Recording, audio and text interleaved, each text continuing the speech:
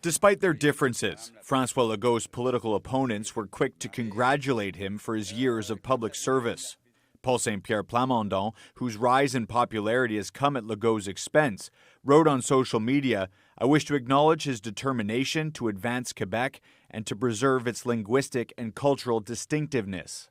It's not very easy for anybody to be in politics, and he has been engaged for almost 30 years. So I want to recognize that even if we don't have the same view. But the guy started a party from scratch, and he brought him to the National Assembly, even in government.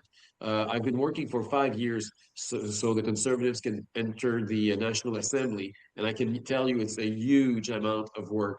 At City Hall, Mayor Soraya Martinez-Ferrada wished Legault well and said she's looking to the future. Quebec is now embarking in a new chapter with a new future government, and Montreal will always be ready to work constructively with any future Prime Minister.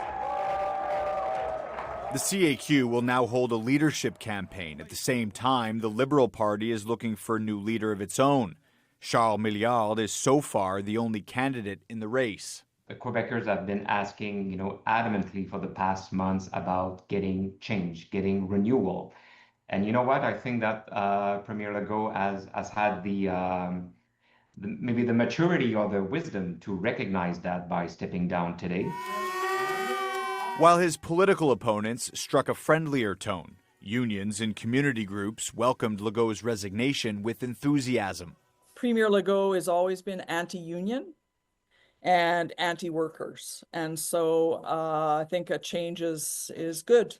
Let's hope that the next person coming in line will think about workers and in particular about education. In a statement, the head of the Healthcare Workers Union, APTS, wrote, "While the departure does not resolve the crisis facing the Health and Social Services Network, it nevertheless highlights the failure of a political course of action and reminds us that the current difficulties are the result of choices, not inevitability."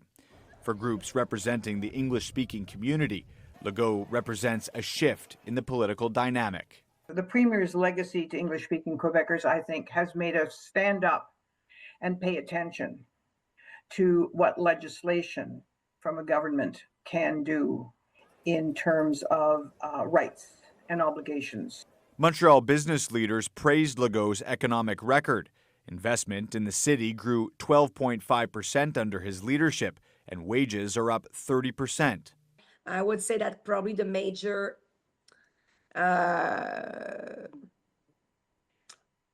issue where we didn't agree was on immigration. There's little time for Legault to reflect on his own legacy. By his own admission, he still has a long list of important issues to manage before his time as premier officially comes to an end. Matt Gilmore, CTV News.